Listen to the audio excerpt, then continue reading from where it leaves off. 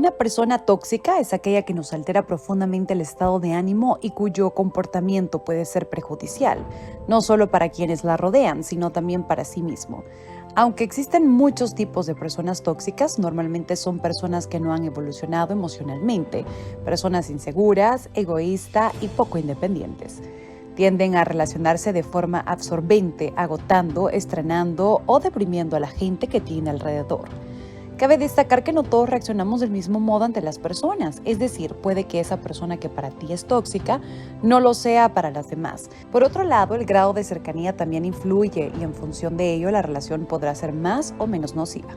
Por ejemplo, los padres y las parejas tóxicas suelen ser más difíciles de gestionar debido al alto grado de vinculación, aunque también puede ser duras las relaciones tóxicas con amigos o compañeros de trabajo que no podemos evitar. También es importante tener en cuenta que todas las personas tenemos a veces rasgos perjudiciales para los demás. Por ejemplo, ser muy impulsivo en las discusiones, buscar constantemente atención o culpar a otros de cosas que no le corresponden. Por tanto, todos podemos llegar a ser personas tóxicas durante etapas concretas o serlo para algunas personas en particular. No es que la persona sea tóxica en sí, más bien es que su comportamiento es tóxico o su relación con otra persona es tóxica. No siempre es fácil detectar a las personas tóxicas, pero una forma de intentar hacerlo es identificando determinadas señales en ella o rasgos característicos como envidiosa, no aguanta los éxitos de los demás; narcisista, cree que todo lo que hace está bien; orgullosa, no soporta que le contradigan. Muy bien, y es que nosotros cuando hablamos acerca de esas emociones tóxicas nos estamos refiriendo a todas aquellas emociones que están poniendo en peligro nuestro equilibrio emocional. Pero para ampliar un poquito más y profundizar más en el tema, tenemos a Omar Romero, capacitador y terapeuta. Omar, bienvenido a Hola. Gracias, buenos días, gracias por la invitación. Siempre es un gusto hablar de estos temas porque motiva a las personas a buscar un poco más de sí, a conocerse un poco más, a interiorizar algunos aspectos sobre nuestras conductas que pueden llegar a este límite, al límite de la toxicidad, donde no colaboramos en un entorno para que ese entorno logre objetivos, logre metas que muchas veces están directamente relacionadas con nuestra felicidad, nuestra forma de poder conducirnos. Indudablemente incide directamente en lograr metas, objetivos y ser felices, ¿verdad? Hablemos entonces a qué nos referimos cuando utilizamos este término de toxicidad emocional. Bueno, si tomamos en cuenta que las emociones de las personas son básicamente 6 sobre las cuales giran toda nuestra conducta, ¿verdad? Estamos hablando de la ira, el enojo, la alegría, el asco, el miedo. Entonces, todas esas emociones son parte inherente de la conducta humana. Esas emociones mal gestionadas nos llevan a tener una toxicidad en un ambiente. Entonces nosotros comenzamos a comportarnos de una manera, digamos, como lo decía el clip, ¿verdad? Envidiosa. Por ejemplo, uno de los casos más, digamos, reales y más puntuales es cuando nos volvemos demasiado criticones con los demás. Entonces vemos todo hacia afuera y empezamos a criticar y no hay nada bueno, sino que solo lo que yo digo es lo bueno. Eso es lo correcto. Eso es un síntoma, porque entonces yo no estoy entrando en una situación de empatía, de comprensión hacia los demás o de una colaboración en un entorno para poder lograr objetivos, sino que todo está malo, todo está malo, ¿verdad? Y es bien complicado porque cuando nosotros emitimos nuestra opinión, queremos que la otra persona se crea o piense que como yo estoy en lo correcto, tiene que ser correcto para esa persona. Y no es así. No es así porque todo depende de nuestro punto de vista. Acordémonos que la verdad es particular, es decir, no existe una sola verdad, sino que la verdad depende de mi punto de vista, de lo que yo he aprendido en la vida, de los libros que he leído, de mi carrera, de mi función en esta sociedad. Entonces, lo que sí es único es la realidad. La realidad es esa manifestación que está allá afuera de algo y que la verdad digamos que explica esa realidad. Pero esa explicación nosotros la distorsionamos. Es bien particular. Sí. Y podemos ser tóxicos al distorsionar la realidad. Así es. O sea que podríamos decir que uno de los síntomas de esta toxicidad emocional es esto, criticar. Sí. ¿Qué otro síntoma? Ponerse a la defensiva. Por ejemplo, cuando uno no acepta críticas de alguien, digamos, hay dos formas de criticar, ¿verdad? Una es destructiva y la otra es constructiva. Entonces, siempre se percibe cuando alguien nos dice algo, dependiendo el relacionamiento que tengamos con esa persona, puede ser nuestro jefe, puede ser nuestro mejor amigo, puede ser un compañero de trabajo. Si esa crítica es constructiva y aún así yo no la acepto, me pongo a la defensiva, entonces quiere decir que no tengo una autoimagen sana, sino que yo estoy poniéndome en una postura igual que la crítica excesiva hacia afuera. El ponerme muy a la defensiva significa de que no tengo una autoimagen sana. Básicamente de eso se trata. Como que me estoy haciendo la víctima. Podría ser, porque hay gente de que un síntoma de toxicidad bien particular en algunas personas es siempre ponerse de víctima y siempre querer llamar la atención a través de posturas irreales o que son ilógicas en alguna situación particular. Otro síntoma es cuando nosotros nos desmotivamos constantemente.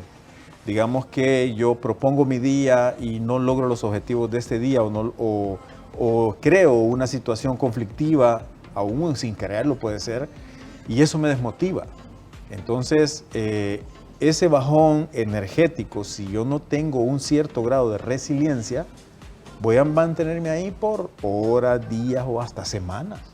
Ese es un síntoma de toxicidad, porque no logro encontrar la raíz del problema, sino que estoy como personalizando la situación. Entonces, cuando yo no logro encontrar la raíz de un problema, nos volvemos emocionalmente tóxicos, ¿verdad? Por ejemplo, si alguien se anda por las ramas en un problema y no logra ir directamente a encontrar la solución, puede ser que le esté agregando más emociones negativas al asunto y lo haga más grande y no encuentre una solución en un conflicto de relaciones de pareja, relaciones entre hermanos, familias o de trabajo, ¿no? La nota, Omar, decía algo bien claro y hablaba específicamente también de los narcisistas. Creo que ese es el tipo de personas que todos queremos evitar, ¿verdad? Que no queremos tener contacto con algún tipo de persona narcisista. Es más, a veces ni siquiera sabemos si nosotros lo somos también, si somos narcisistas, pero esa persona de que, ay, se engrandece, que, o sea, típico narcisista. ¿Entra dentro de esta toxicidad emocional? Sí, porque volvemos al mismo tema de la autoobservación sana o la autoimagen sana. Una persona que tiene una autoimagen sana es bastante consciente de sus errores, de las cosas que debe mejorar en su conducta. Un narcisista no. Un narcisista cree que solo él y todo lo que él hace es lo máximo y no acepta ninguna crítica. Entonces primero, en el fondo hay un trauma por querer cubrir ciertas falencias o deficiencias que tiene y adopta una postura narcisista. Entonces se vuelve a la defensiva, se vuelve excesivamente crítico. Ahora, no quiere decir de que nosotros no querramos vernos bien, claro que sí. El arreglarnos todos los días, el perfumarnos, el escuchar una buena música y motivarnos es parte de la vida, es algo que tenemos que hacer para sentirnos bien. Pero cuando nos volvemos excesivamente exaltados sobre una imagen que queremos proyectar hacia los demás, pero en el fondo tenemos carencias. Eso significa el narcisista. En el fondo hay traumas y no hay aceptación de sí mismo, ¿verdad? Ahora, ¿cómo hacemos, Omar, para nosotros evaluarnos, hacer una autoevaluación y saber si yo estoy pasando por una toxicidad emocional? ¿Qué debo de hacer? No es fácil porque significa en primer lugar de que debo de aprender a hacer un análisis de las cosas que los amigos me dicen que yo hago mal. Por ejemplo, vos sos muy criticón, entonces yo debo de anotar eso. Y también las cosas que yo siento que hago bien, porque la vida me dice, en las retribuciones, la vida me dice qué hago bien, si soy bueno para hablar, si soy bueno para explicar, si soy bueno para organizar, si soy bueno para llevar las cuentas o enseñar, exactamente. Entonces, todas esas habilidades, debo basar mi personalidad en esas habilidades, pero tengo que estar consciente de las cosas que yo necesito mejorar, que no son, digamos, errores o faltas, son áreas de mejora. Entonces nosotros tenemos que aprender a equilibrar con base en un autoanálisis sano. Para eso están los terapeutas, ¿verdad? Para que ayuden en ese sentido. Y justamente eso le iba a preguntar, pero ¿quién me puede evaluar de una manera sana? Porque de repente vamos donde la amiga, pero ya sabemos el icono de la serpiente, ¿verdad? Porque ya sabe Sí. que la amiga es así, ¿verdad?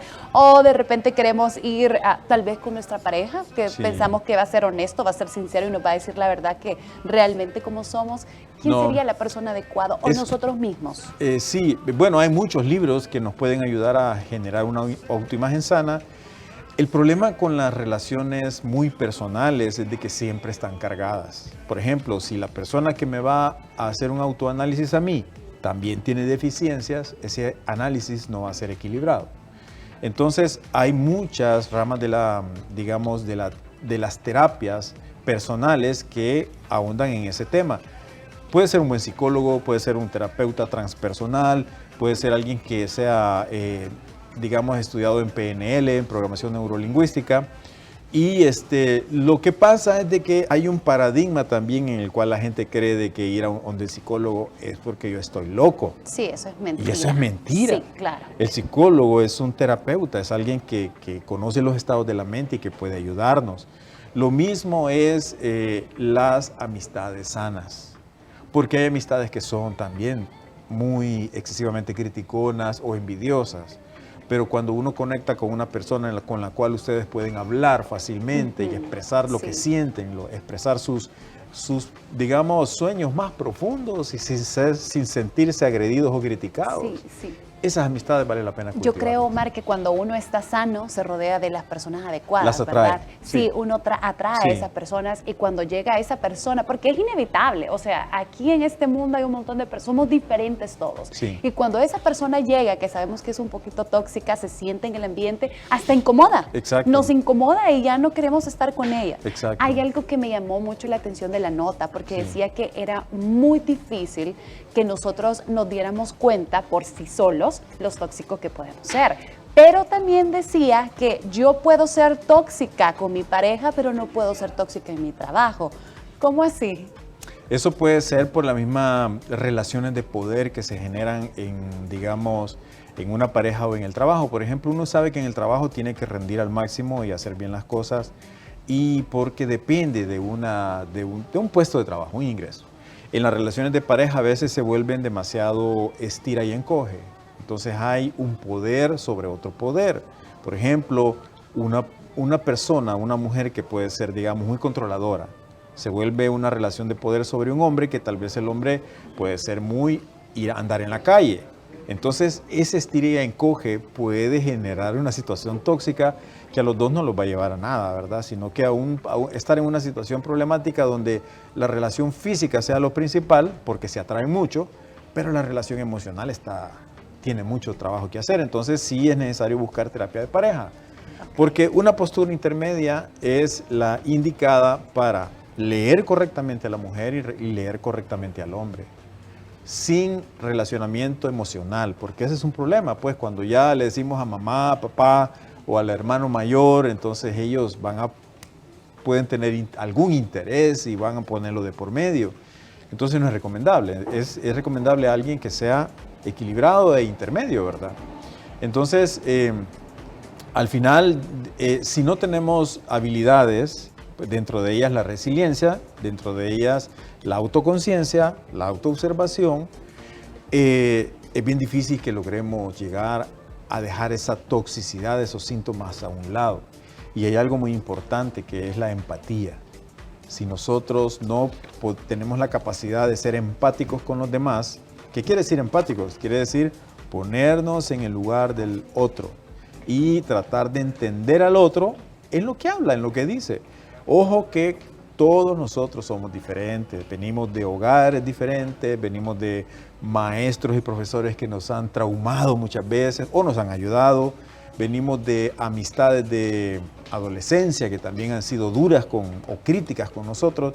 Entonces todos hemos sido formados de diferente manera.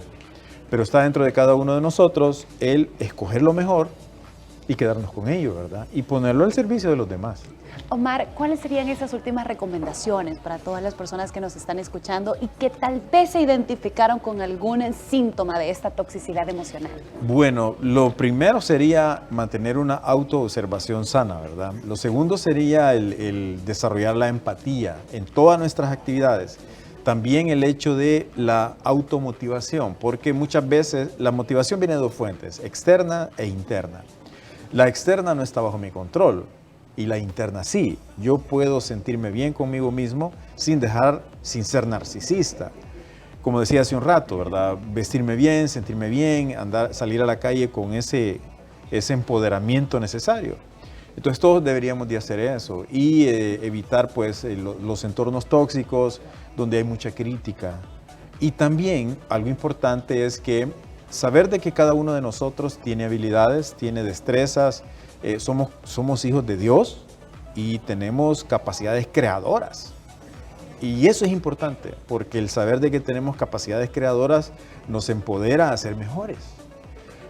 No es muy sano el hecho de criticarnos por todo también. No podemos estar criticándonos por todo, sino que hay que buscar un balance, un equilibrio. Perfecto. Omar, muchísimas gracias. No, mucho gusto. Si usted quiere contactarlo, lo puede hacer a través del 7319-6577 y también en YouTube puede visitar su canal. Está como Macrodestino, Conciencia y Abundancia. Omar. Exactamente. Muchas gracias. Mil gracias. Cómo no, Ha sido un gusto.